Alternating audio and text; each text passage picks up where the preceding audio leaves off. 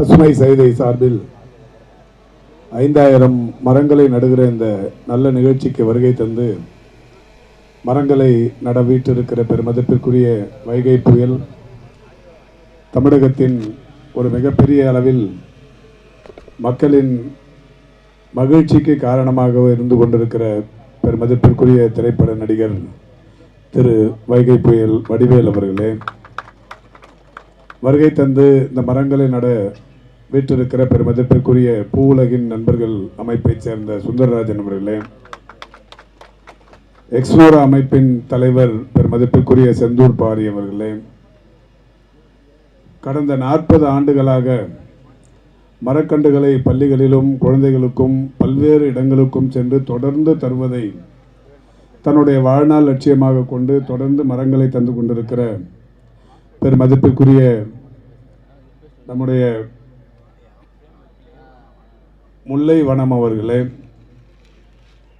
வருகை தந்து இந்த நிகழ்ச்சிக்கு முன்னிலை பொறுப்பேற்று சிறப்பித்துக் கொண்டிருக்கின்ற மரியாதைக்குரிய பெருநகர சென்னை மாநகராட்சியின் துணை மேயர் அன்பிற்கினிய நண்பர் மகேஷ்குமார் அவர்களே, தொடக்கத்தில் வந்திருப்பவர்களை வரவேற்று சிறப்பித்து விட்டிருக்கிற பகுதி கழகத்தின் செயலாளர் மண்டல குழுவின் தலைவர் மரியாதைக்குரிய நண்பர் இரா துரைராஜ் அவர்களே, முன்னிலை உரையாற்றி சிறப்பித்திருக்கிற பெருமதிப்பிற்குரிய 10வது மண்டலத்தின் வார்டு குழு தலைவர் மரியாதைக்குரிய திரு கிருஷ்ணமூர்த்தி அவர்களே, வருகை தந்து சிறப்பித்துக் கொண்டிருக்கின்ற பெருமதிப்பிற்குரிய சட்டமன்ற உறுப்பினர்கள் அரவிந்த் ரமேஷ் அவர்களே, காரம்பாக்கம் கணபதி அவர்களே, ஏஎம்வி பிரபாகர் ராஜா அவர்களே, நிகழ்ச்சியில் பங்கேற்று சிறப்பித்துக் கொண்டிருக்கிற மாவட்ட கழகத்தின் மரியாதைக்குரிய நிர்வாகிகள் திரு குணசேகரன் அவர்களே, பாலவாக்கம் விஸ்வநாதன் அவர்களே, வேளச்சேரி பாஸ்கர் அவர்களே, வாசுகி பாண்டியன் அவர்களே, பாலவாக்கம் மனோகரன் அவர்களே, நிகழ்ச்சியில் பங்கேற்று பெருமைப்படுத்திக் கொண்டிருக்கின்ற பாராட்டுதலுக்குரிய பகுதி கழகத்தின் செயலாளர்கள் அன்பிற்கினிய கண்ணன் அவர்களே, ராஜா அவர்களே, மரியாதைக்குரிய மதியழகன் அவர்களே, நொலம்பூர் ராஜன் அவர்களே, வருகை தந்து சிறப்பித்துக் கொண்டிருக்கின்ற திரு சு சேகர் அவர்களே, ஒன்றிய கழகத்தின் செயலாளர் பெருமதிப்பிற்குரிய திரு வெங்கடேசன் அவர்களே, மாவட்ட அணிகளின் மரியாதைக்குரிய அமைப்பாளர்களே, இந்த சிறப்பான நிகழ்ச்சி இங்கே மிகுந்த எழுச்சியோடு நடைபெற எல்லா வகையிலும் காரணமாக இருந்த அன்பிற்கினிய சைதை கிழக்கு மற்றும் மேற்கு பகுதி கழகங்களைச் சேர்ந்த அணிகளின் மாவட்ட அமைப்பாளர்களே, பகுதி கழக நிர்வாகிகளே, கிளைக்கழகங்களின் செயலாளர்களே, சென்னை தெற்கிலிருந்து முழுமையாக வருகை தந்து பங்கேற்று சிறப்பித்துக் கொண்டிருக்கின்ற மாநகராட்சி மன்ற உறுப்பினர்களே, கிளைக்கழகங்களின் செயலாளர்களே, வருகை தந்திருக்கின்ற பத்திரிகை மற்றும் ஊடகவியலாளர்களே, உங்கள் அத்தனை பேருக்கும் முதலில் என்னுடைய நன்றியையும் வணக்கத்தையும் தெரிவித்துக் கொள்கின்றேன். பசுமை சைதை கடந்து வந்த பாதையை இன்றைக்கு ஒரு குறும்படத்தின் வாயிலாக நாம் பார்த்திருக்கிறோம். அதாவது இந்த இடத்துல ஒரு முக்கியமான விஷயத்தை நான் முதல்ல சொல்லிக்கிறேன். நான் முதல்ல தமிழக முதலமைச்சர் ஐயா ஸ்டாலின் அவர்களுக்கு முதல்ல எல்லாருமா சேர்ந்து முதல்ல ஒரு பெரிய வணக்கத்தை நம்ம சொல்லணும். ஏன்னா எந்த கவர்மெண்ட் வந்தாலும் சரிங்க, சுகாதாரத்துறைக்குன்னு இப்படி ஒரு அமைச்சர் இனிமேல் கிடைக்கவே மாட்டாங்க. மா சுப்பிரமணியன் மாதிரி ஒரு அழகான ஒரு மனிதரை அவர் எப்படி தேர்ந்தெடுத்தாருன்னு எனக்கு தெரியல. எனக்கு நான் ஒரு நாள் இவர்கிட்ட தனிப்பட்ட முறையில் சொன்னேன், அண்ணே இந்த பதவியை வச்சு நீங்களே உங்களை வச்சு தான் அந்த பதவிக்கே பெருமையாக இருக்குண்ணே அப்படின்னு. காரணம் என்ன, மருத்துவ சுகாதாரத்துறைக்கு அமைச்சர், ஆனால் மருத்துவத்துக்கு மட்டும் ஒரு அமைச்சர் கிடையாதுங்க, இயற்கை சூழலுக்கெல்லாம் மொத்தமாக அமைச்சராக இருக்காருங்க அவர். அண்ணன் இப்போ இந்த குறும்படம் போட்டு காட்டினாங்க. இந்த படத்தில் இருந்து மனசு எனக்கு கொஞ்ச நேரம் அப்படியே மூச்சு நின்று அப்புறமா வருது. அவ்வளோ விஷயங்கள். மரங்கிறது ஒரு மரம் சாஞ்சாலும் சரி, ஒரு மரம் ஒடிஞ்சாலும் சரி, அது ஒரு மாதா சாகிற மாதிரி பார்க்குறாரு பார்த்தீங்களா, அதுதான் அவர்கிட்ட உள்ள ஒரு சிறப்பு. நான் கேள்விப்பட்டேன், பெரியவங்ககிட்ட எல்லாம் சிலவங்க சொல்லுவாங்க, எனக்கு ரொம்ப பெரியவங்களாம் சொல்லுவாங்க, இப்போ கிராமங்களெல்லாம் ஒரு மரம் வச்சுட்டு அதை சாமியாக கும்பிடுவான், அதில் ஒரு மஞ்சள் துணியை கட்டி ஒரு மரம் வளர்த்தாவே அது தெய்வத்துக்கு சமமாக மாரியத்தா காளியத்தான்னு சொல்லி சாமியாக கும்பிடுவாங்க அந்த மரத்தை. அதோடைய அருமை என்னங்கிறது எனக்கு இப்போ தான் தெரியுது. நானும் என்னுடைய தோட்டத்தில் நிறையா மரங்கள் வளர்க்குறேன், யாரும் தெரியாது. ரொம்ப இடத்துல மரம் நட்டுருக்கேன். ஆனால் இன்றைக்கி அண்ணன் எனக்கு இந்த வாய்ப்பை கொடுத்ததுக்கு முதல்ல அவருக்கு கோடான கோடிய நன்றி நான் தெரிவிச்சுக்கிறேன். ரொம்ப நெஞ்சுக்கு நெகிழ்ச்சியாக இருக்கு எனக்கு. ஒருத்தர் சொன்னார், எனக்கு ஒரு பெரிய ஒரு டாக்டர் சொன்னார் எனக்கு, வடிவேலு, மனிதனுடைய உடம்புல என்னோட நிறையா சொல்லிட்டாங்க, அவரை அண்ணன் பெரியவங்களாம் சொன்னாங்க. அதை விட மா சுப்பிரமணியனை பெரிய பாடமே நடத்திட்டார். அவர் மேடை பேச்சு பேசலை, அவர் ஒரு வாத்தியார் மாதிரி ஒரு பாடமே நடத்தினார் பாருங்க. அதை கேட்டுக்கிட்டே இருக்கலாம் போல் எனக்கு ஆசையாக இருந்துச்சு. ஒரு இடத்துல கூட நெடி இல்லாமல் அவர் பேசின அந்த அழகான ஒவ்வொரு விஷயங்களும் உலகம் பூரா நம்ம பரப்பணும். அதை நம்ம தமிழ்நாடு பூரா பரப்புனா போதும். அதாவது ஒரு டாக்டர் சொன்னார் என்கிட்ட, உடம்புல இருக்க நுரையீரல் இருக்கு பார்த்தீங்களா, அது சுவாசத்தை நம்மளுக்கு வாங்கி தரும். சுவாச காற்றை நம்மளுக்கு வாங்கி தரக்கூடியது ஒரு நுரையீரல். அதே மாதிரி இந்த பூமி பந்துக்கு சுவாசத்தை வாங்கி தரது மரம் தானா.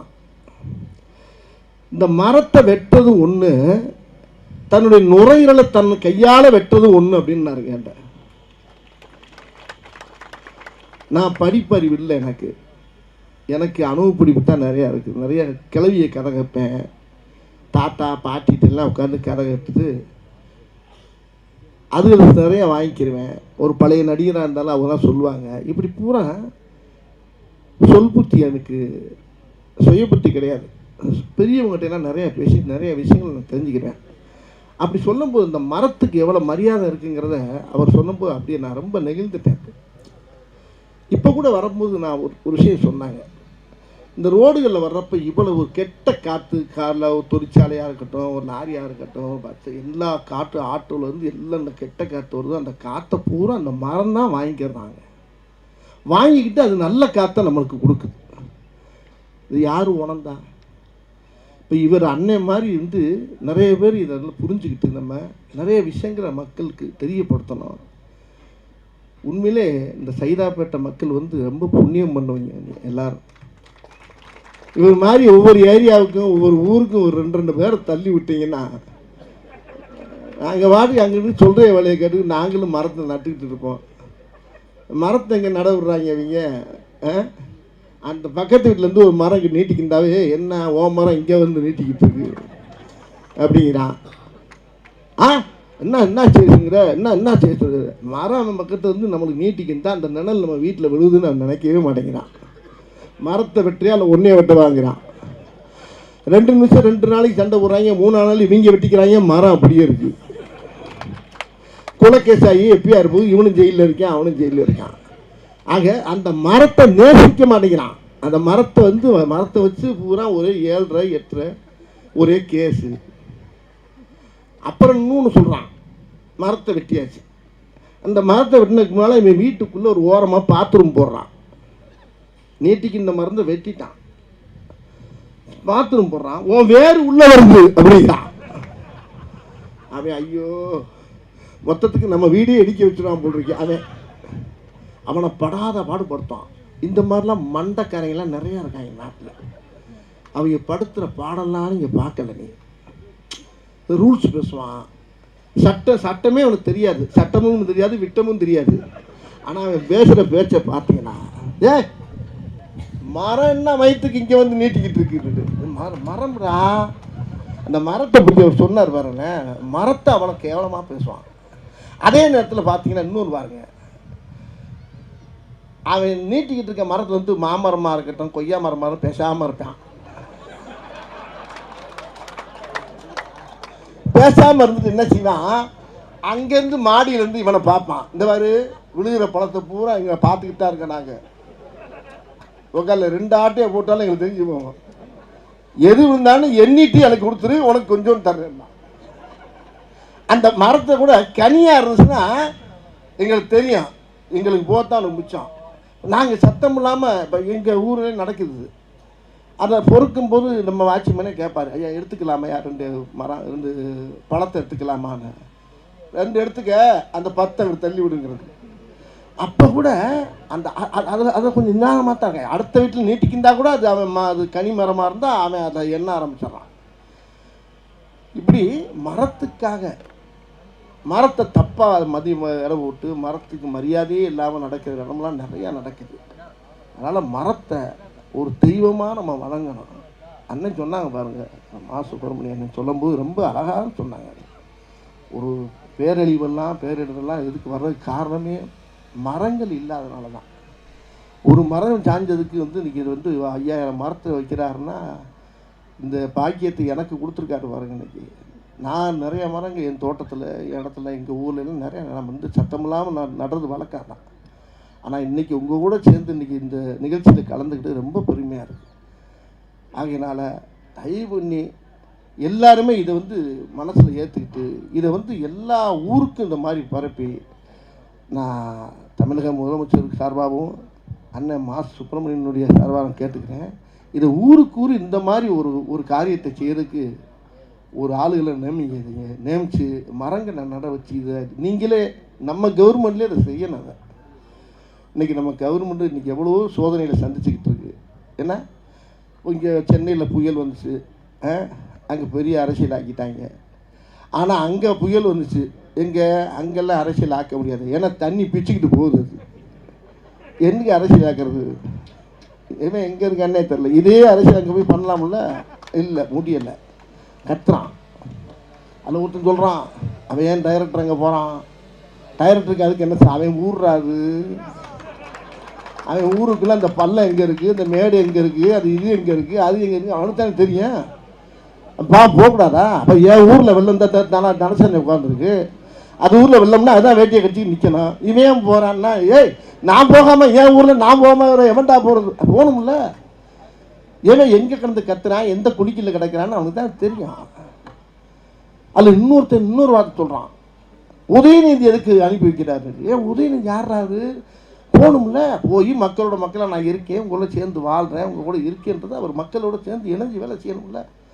இருக்கிற அமைச்சர்லேருந்து இருக்கிற எம்எல்ஏலேருந்து எல்லாரும் போய் அங்கே பூரா அதாவது தண்ணியில் அந்த கீரா ஜீவமெல்லாம் இறங்கி நடந்து போகிற காட்சியெல்லாம் பார்த்தா எல்லாம் இறங்கி அப்படியே அந்தளவுக்கு மேலே உத்தரவு போட்டு அளவுக்காக பண்ணிக்கிட்டு இருக்கேன்.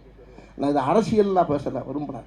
இது அரசியல் கிடையாது. நான் சொல்கிறது எல்லாருக்குமே பங்கு இருக்குது. ஒரு அணில் கொண்டு போய் ஒரு மரத்துலேருந்து இந்த வெள்ளத்தில் ஒரு கொய்யா பழத்தை போட்டால் கூட அணிலே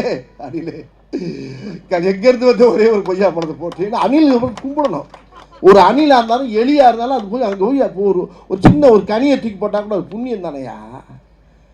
இருக்கு. அவன் அங்கே அவளுக்கு என்ன வேலை? அங்கே அவன் அங்கே போகிறான்னா அவன் யார்? எங்கே இருந்து? அமெரிக்காவில் வந்திருக்கான் மாரி செல்வராஜ். தப்பாக பேசுகிறாங்க. நானும் அடைக்கடைக்கு பார்க்குறேன், முடியல. நான் யாரையுமே இப்போ நான் தனிப்பட்ட முறையில் சொல்லலைங்க. உதயநிதியெல்லாம் என்னையா தெரியுங்கிறான். உதயநிதி என்ன தெரியும்? அவர் அழகாக கேட்டுவிட்டார். அவர் பத்திரிக்கையார் கேட்குறாரு. அவர் போய் என்ன என்ன வேகமாக வேலை நடக்க? நாங்கள் என்ன ஊர் சுற்றி பார்க்க வந்திருக்கோம், டூரிஸ்டாக வந்திருக்கோம், பார்த்துக்கிட்டு தான் இருக்கோம்லங்க போக கேட்டு. அவர் நல்லா பேசுவார். என்ன வேலை செஞ்சுக்கிட்டு தானே இருக்குது எல்லாம். ஒரே நாளில் இப்போ மழை பெஞ்சு வெள்ளம் அடிச்சுக்கிட்டு இருக்கும்போது ஒரு வேலை காணாங்க. எப்படி நீச்சலில் போய் என்னத்தை தரப்ப நாங்களாம் போக முடியுமா? போக முடியாது. மக்கள் படுற கஷ்டத்தை உண்மையிலே உணர்றாங்க கவர்மெண்ட்டில். அந்தளவுக்கு அந்த அரசு அழகாக பண்ணிக்கிட்டு இருக்குது. இதில் ஒரு அழகான ஒரு காரியத்தை பண்ணுறாரு பாருங்க அண்ணன். உண்மையிலே ஒரு பேருக்கு முன்னால் மாசு அப்படின்னு வச்சுக்காதீங்களா, மாசுபடியாமல் பார்த்துக்கிறக்கூடிய அளவுக்கு இருக்காருங்க. இதுவே மாசற்ற மனிதன், நல்ல மனிதர் மா சுப்பிரமணியன் அவர்கள். என் பையன் பேர் சுப்பிரமணியன்னா உண்மையிலே அந்த பேர் ராஜ்கியெல்லாம் ஒரு நல்ல எண்ணங்கள் உள்ளவங்க அவங்க. அண்ணன் அழகாக கஷ்டப்பட்ட காலத்தில் நான் பார்த்துக்கிட்டா இருக்கேன் அவரை. இந்த மாதிரி ஒரு நிகழ்ச்சியை நடத்தி என்னை வர வச்சதுக்கு ரொம்ப ரொம்ப ரொம்ப ரொம்ப சந்தோஷம். உங்களெல்லாம் சந்திச்சு சந்தோஷம். நானும் இப்போ அங்கிட்டு போய் ஏதாவது மரங்களை வாங்கி பிடிக்கி நட்டுக்கிட்டு இருக்கேன்.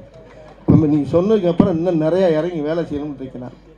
இது ரொம்ப நல்ல விஷயம். அது இயற்கையுடைய குழந்தைகள் இங்கே உட்காந்துருக்கவங்களாம் இயற்கை பெற்ற பிள்ளைங்க, இயற்கையை நேசிக்கிறாங்க பார்த்தீங்களா? அந்த இயற்கை தான் கடவுள், கடவுள் தான் இயற்கை.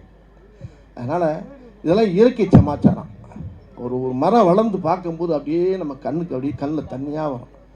என் கூட ஒருத்தர் இருக்கார், ரூபன் சங்கர்னு ஒருத்தர் இருக்கார். அவர் தங்கச்சி இறந்து போச்சு. அவர் இறந்தோடனே ஒரு மரம் தங்கச்சி மரம்னு சொல்லி என் ஆஃபீஸ் வாசலில் கொண்டாந்து ஊட்டுட்டாங்க. அந்த மரம் அந்த தெருவையே மறித்து அப்படியே அவ்வளோ உயரமாக நிற்கிது. அதில் ஒரு கொப்பு ஒன்று கிராஷாக போச்சு. ஒருத்தர் வந்தார் மாநகராட்சியிலேருந்து, அண்ணே இதை வெட்டலாமான்னாரு. என்னையை வெட்டு, இதையே வெட்டுற, அது நல்லா தானே போய்கிட்டு இருக்கு மேலே. ஐயோ இருக்கட்டும், நான் வர்றேன். நல்லா இருக்குது அந்த மரம், அதில் கொய்யா மரமும் இருக்குது, எல்லா மரமும் இருக்குது. ரோட்டில் விழுகும், போகிறவங்கெல்லாம் பிறக்கி இறக்கி சாப்பிட்டு போவாங்க. இப்படி நல்ல காரியத்துக்கும் பயன்படுறது, நிழல் தருது, நம்மளுக்கு ஆக்சிஜன் தருது. அதனால் இந்த மர விஷயத்தில் எல்லா பேருமே ஒருமித்த கருத்தோடு இருந்து இது பூரா நம்ம தமிழ்நாடு பூரா நம்ம பரப்பணுங்க. இதுக்கு நீங்கள் ஏற்பாடு பண்ணுங்கள். இது என்னைய கூட தலைவராக போடுங்க, நான் போய் வேலை செய்யணும். ஒரு பேச்சுக்கு சொன்னேன். அதனால உங்களெல்லாம் சந்திச்ச சந்தோஷம். இனிமேல் யாருக்கும் சால்வை போடாதீங்க, ஆளுக்கு ஒரு மரத்தை கையில் கொடுங்க. உன்னா ஒரு சால்வை வாங்கிட்டு வந்து பொத்துறீங்கல்ல, பொத்தாதீங்க, மரத்தை வாங்கி தலையில் வச்சு விட்டுருக்கு, கொண்டு போட்டு அதை செய்யுங்க. இனிமேல் மரம் தான் நல்லது. மரம் மரம் மரம் உம்மரம் எம்மரம், எம்மரம் உம்மரம், மரம் மரம் மரம் மரம் சொல்லி மரமும் ஒன்று, தன்னுடைய மாதாவும் ஒன்று. மரத்தை வளர்த்தா அந்த பூமிக்கு நல்லது, பூமி தாய்க்கு நல்லது, இந்த பூமி பந்துக்கு நல்லது. எல்லாரும் நல்லா இருப்போம். எதிர்கால சந்ததியெல்லாம் நல்லா இருக்கக்கூடிய ஒரு பெரிய ஒரு குடிப்பில் வந்து, அதாவது இந்த கெட்ட காற்று வந்து ஹாஸ்பிட்டலில் 1.5 லட்சம் 2 லட்சம் 8 லட்சம்னே கணக்கு வர மாட்டேங்குது. அந்த அளவுக்கு செலவு போகுது. ஆனால் அந்த மரம் காசே வாங்காமல் நம்மளுக்கு நல்ல காற்றை தருது. அதை மதிக்கிறோமா நம்ம? தயவுன்னு எல்லாரும் மரத்தை மதித்து இந்த மாதிரி மரம் நடுறதுக்கு எல்லாரும் உலகம் பூரா பரப்புங்க. வாழ்த்துக்கள், நன்றி. அதாவது இன்றைக்கி 21ஆம் தேதி 2023 டிசம்பர் 21ஆம் தேதி வியாழக்கிழமை. இன்றைக்கி அருமை அண்ணன் மா சுப்பிரமணியன் அவர்கள், அதாவது கிட்டத்தட்ட இது வரைக்கும் 1,10,10,000 மரத்தை நட்டிருக்காங்க. இன்றைக்கி 5,000 மரத்தை என்னுடைய தலைமையில் மரத்தை தொடக்கி வைக்க சொல்லி என்னை அன்பு அண்ணன் மா சுப்பிரமணியன் அமைச்சர் அவர்கள், சுகாதாரத்துறை அமைச்சர் என்னை அழைச்சாங்க. ரொம்ப சந்தோஷமாக வந்து இந்த நிகழ்ச்சியில் கலந்துக்கிட்டு இந்த மரத்தை நட்டுட்டு மன நெகிழ்ந்து நான் வீட்டுக்கு சந்தோஷமாக போகிறேன். அதுதான் இந்த நிகழ்ச்சியில் கலந்துக்கிறது ரொம்ப பெருமையாக இருக்குது எனக்கு. கேட்டால் ரொம்ப நல்லா இருக்குது. ரொம்ப அழகாக படிப்படியாக அழகாக பண்ணிக்கிட்டு இருக்காங்க. யாருக்கு எந்த ஒரு கெடுதலும் இல்லாமல் அழகாக வந்து சிறப்பாக இறங்கி பண்ணுறாங்க. கொஞ்சம் அப்படியே இருந்தாருன்னா குழந்தை பிறக்கும்போது பிரசவ வலி இருக்க மாதிரி அந்த நேரத்தில் கொஞ்சம் எல்லாருக்கும் இந்த வலி இருக்கும். மக்களுடைய வேதனை அவருக்கு தமிழக முதலமைச்சர் உணர்றாங்க. எல்லா அமைச்சரும் இன்றைக்கி பூரா போய் அங்கே போய் ஒர்க் பண்ணுறாங்க. நெல்லை, கன்னியாகுமரி, தூத்துக்குடி,